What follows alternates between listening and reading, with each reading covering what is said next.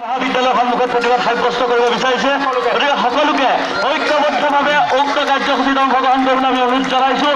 গতিকে পুনৰবাৰ যি মুহূৰ্ততে প্ৰয়োজন নহওক কিয় আই মাতৃৰ স্বাৰ্থত আপোনালোক প্ৰত্যেকে প্ৰতি মুহূৰ্ততে ওলাই আহিবৰ বাবে সজাগ আৰু সচেতন হৈ থাকিব বুলি আমি আহ্বান জনাইছোঁ। তাৰ সমান্তৰালভাৱে যোৰহাট আৰক্ষী প্ৰশাসনে এই প্ৰতিবাদী কাৰ্যসূচী সফলভাৱে ৰূপায়ণ হোৱাৰ ক্ষেত্ৰত যি সহযোগিতা আগবঢ়াইছে তেখেতসকললৈ আমি ধন্যবাদ জনাইছোঁ। আমি সংগ্ৰামী প্ৰত্যেকজন ব্যক্তিক প্ৰত্যেকটো দল সংগঠনক ধন্যবাদ জনাইছোঁ।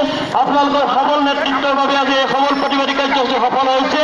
আমি আশা কৰিছোঁ এই কাৰ্যসূচী আজি ইয়াতে সামৰণি পৰাৰ পাছত আপোনালোক প্ৰত্যেকে ঘৰা ঘৰি যোৱাৰ পাছত যাতে ইমানতে ইতি নেপেলাই প্ৰত্যেকে নিজস্ব স্থানত আপোনালোকে নিজ নিজ গাঁৱত এই প্ৰতিবাদী ধাৰা বোৱাই দিয়ক। আপোনালোকে আমাকো আহ্বান জনাওক। ছ'চিয়েল মিডিয়া আছে, ছ'চিয়েল মিডিয়াৰ জৰিয়তে হ'লে আপোনালোকে খবৰ বাৰ্তা বিয়পাই দিব।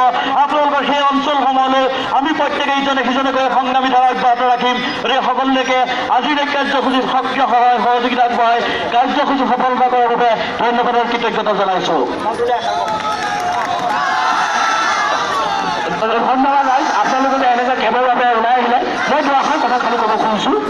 আমি অতদিনৰ পৰা ইমান আন্দোলন কৰি আছোঁ অসমীয়া জাতিয়ে স্বাধীনতাৰ পিছৰ পৰা কি প্ৰতিবাৰে আমি পদলাহিত হৈ গৈ আছোঁ জাতিটো।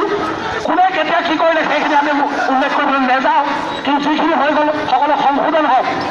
আজি বিৰোধী আলোচনা যিসকল আছে সেইসকলে যিটো সংশোধন কৰক যে তেওঁলোকে শাসনলৈ গ'লে যিটো ৰূপ লয় সকলোৱে সেই ৰূপটো পৰিহাৰ কৰক।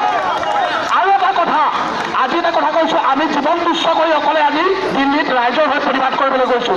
যদি তাত যদি আমাক মাৰি পেলালে তেতিয়াহ'লে কোনো আমাৰ ঘৰত উপস্থিত নাই। কিন্তু আজি কিয় এষাৰ কথা ক'বলৈ ওলাইছোঁ যে আমাৰ জাতি আজি বৰ্তায়নিত হৈ গৈ আছে।